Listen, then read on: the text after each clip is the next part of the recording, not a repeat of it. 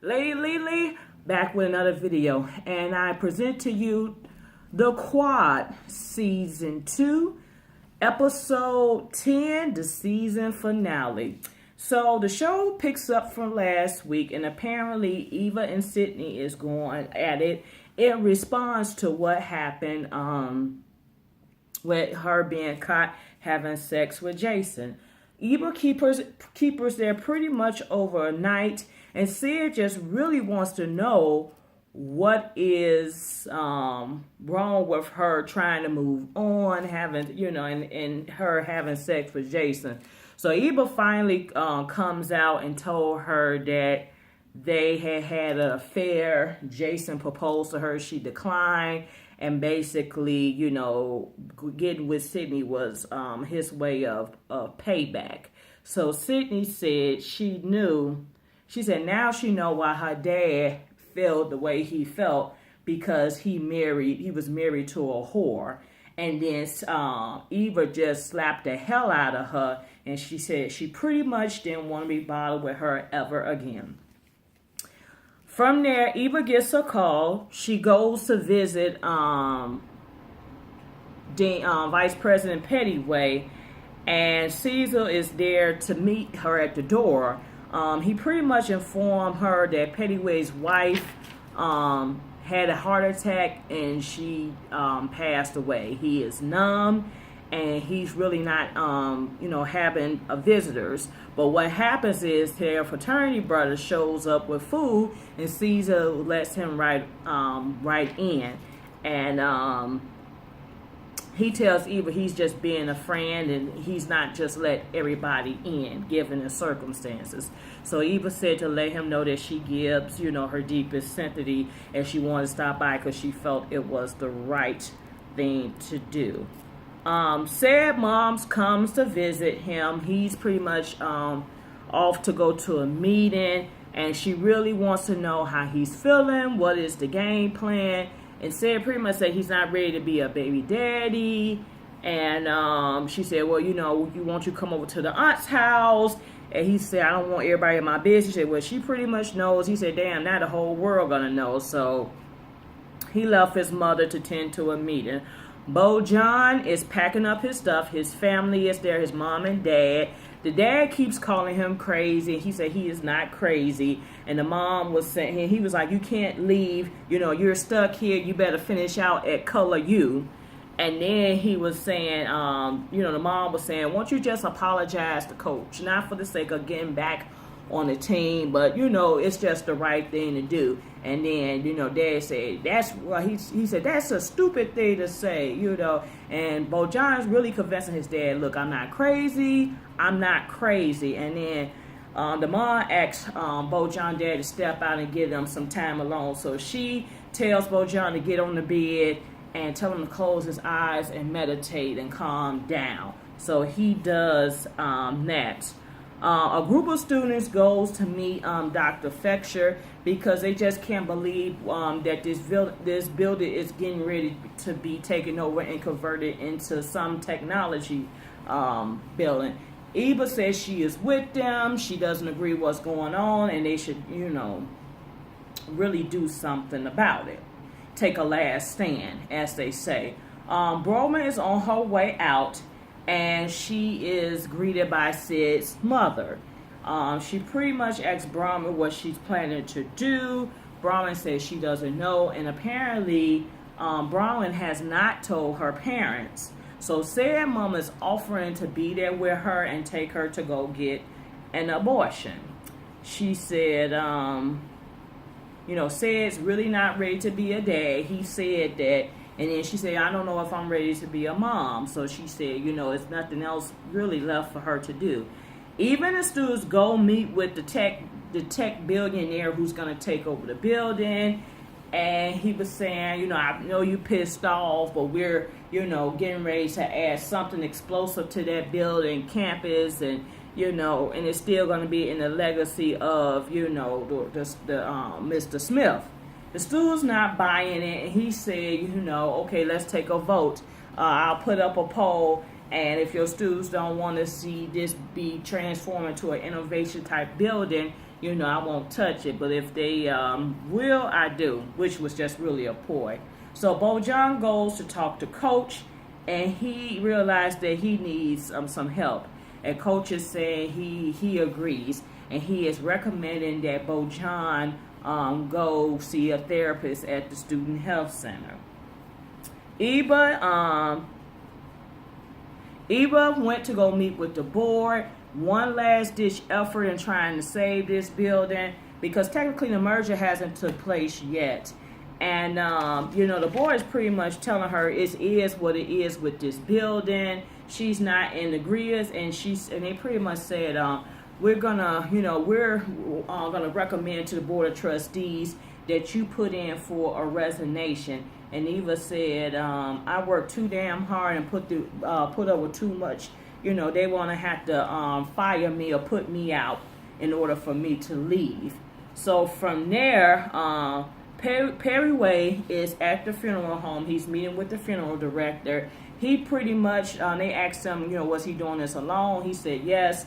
He said family has offered to come with him out of support, but he said they did it together, and he said that's how they're gonna plan the ceremony. They made pre-arrangements together, and he said that's how he wants to do it together. So he came in. He knew from the color of the casket to what design's gonna be inside the casket. He had mapped out what she's gonna wear. He wanted a certain type of flowers. He said fulls. He said he wants them fully sprayed, not hairspray. He said he wants a red banner with the words of love and wife, not a pink banner, because I guess she's supposed to be a Delta. And he also presented the outfit and the accessories for her to wear. So that way, because the man had put out all the little books for him and stuff to choose from, but he had everything mapped up off the website, and he told him that he had some of his graphic design students creating her obituary, and that it was going to get done. They was going to make 250 copies, and they'll hand them over to the funeral home. So he was pretty much in and out with that process. Let me see. Eva comes back to the office, and she noticed that her secretary Crystal is crying, and then she said, "What happened?" She said, "I can't even tell you. I need you to look at this." So apparently, the board of trustees had put out a notice that at the end of the school semester, they was pretty much letting Eva go, and they was gonna seek new leadership when the start of the new school year start. Eva kind of figured that was coming down the pipeline, and she said she pretty much told them she's not resigning. They'll have to put her out, so I guess they put her out. So that notice, not only did Crystal see it, it's out amongst the campus, and the students are like, that's not fair. Why they getting rid of Dr. Eva? She, pretty much fought for us, fought for our rights, and it was like something got to be done about it. Coach goes and check on Eva and see how she's doing. And, he said, you put up a good fight and, not to worry. And he pretty much eased his way into asking, what was up between her and Jason. Because he said the way he looked at you and the way he was acting, it's like something had to happen between you all. And he was pretty much telling Coach that she don't want to talk about it. Simple as that. Said is having a dream. It's about him as a little boy and his mama telling him that his daddy is, no longer. And then it's like a metaphor for saying that of him looking at himself being a dad. And he was like, she stood up and said, "You can't be a father. You just a boy." He said, "No, I'm a man. I can take care of my responsibilities." So he woke up to the start of his mother calling him, letting him know that she's picking Baldwin up, and they're going to head on to the clinic to get the abortion. Coach ends up taking Bojan to the student therapist center and told him he's going to be okay. He'll be right here when he comes out, whatever. So Coach steps out, make a phone call, and he's calling asking for a referral service because he wants counseling, and he asked to get a referral for a therapist. And they said, who is the referral for? And he said, himself. So Coach is thinking back to all the stuff he's been through, dealing with the suicide of Terrence, the shooting, with the long shot, the issues he's going with Bo John, and he's realizing to himself that he too may need some help and some counsel. So he's signing himself up. Meanwhile, Bronwyn and Said's mom is at the clinic. She's telling her she's going to be okay. She gave her some type of, artifact or something, a ribbon or something, that she said she used it when she's just feeling unsure and, wants some encouragement. Said busts up into the clinic and told Bronwyn, she don't have to do this. He was pretty much telling, Bronwyn was saying, oh, your mother said, you didn't want to be a daddy. And he said, oh, I did not say that. She said, well, you said you didn't want to be a baby daddy. He said, yeah, that's a difference. But he was telling Bronwyn, she want to change her mind in so many ways. He know their situation's not perfect, but he would not, walk out on a child. He would be there. He'll do the best he can, to support their child. So Bronwyn is at that point. She's, having doubts. You can see it in her face. She don't know what to do. So the doctor comes and gets Said put out by the security because she feel like he's making a ruckus. And Bronwyn goes off to the doctor just to decide. She says she's not sure what she want to do. She started crying. And then she was just telling her, let's at least go discuss the options. And Bronwyn said, okay. Carson Perryway is at home. He's looking at some pictures, and he has to make a selection of pictures to be added to his wife's obituary. Cecil stopped by again, and he said, man, you didn't have to stop by. He said, between you and the other brothers, he said, well, it's the bond, it's the brotherhood. That's what we do. So he sat down with him. He said, I'm picking out pictures for my wife's obituary. And then he was looking at the pictures of the good times. He said, I remember that picture. I hooked up with one of your wife's sorority sisters. And, I remember this. And I remember her telling me that. And then Pettyway said, you know what, man, you can go home. I don't need a babysitter. And he was like, no, man, I'm just, chilling. And then he pretty much snapped off. He said, I need to be alone. He said, because I got to figure out how the hell I'm going to live in this house by myself. And then he threw the pictures. He started breaking down. It's obvious that Pettyway ain't really, this is his, as you watched him through the episodes, he's just been, numb. So now it's really him, grieving and getting it out. Because he's like, I'm so used to sharing this house with this person and we doing things. Now, how the hell I supposed to do this by myself? Because, how I'm going to live in this house, by myself. So Cecil steps off away. He decided not to leave. He picked the pictures up, and I guess he just stand there in support of Perryway. But that was Perryway of finally just getting all the frustration and the anger out, and him breaking down. He really needed to break down and cry, and not necessarily be such a strong character. Let me see here.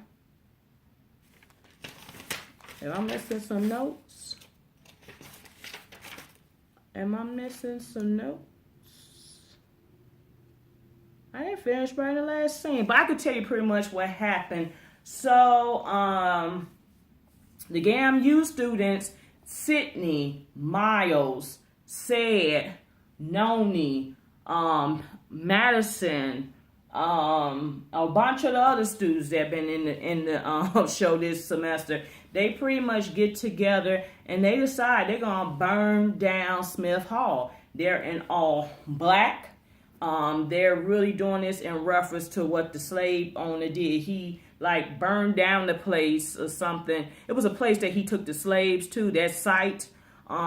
He actually burned it down to get rid of it, and then he came back eventually when he was freed and built it up. So that's what they did. They decided to burn it down. And then it's like somebody, Eva was in her office. She was typing her, I don't know what kind of letter you would type of that, because it's not a resignation letter because they fired her, but it was just a personal statement, I guess. And she was just saying, as you know, I've been let go, and just know I've worked, for the benefits of the students and all that. And suddenly, an envelope got slid under her door, and it's pretty much giving her a heads up. They finna burn that damn building down.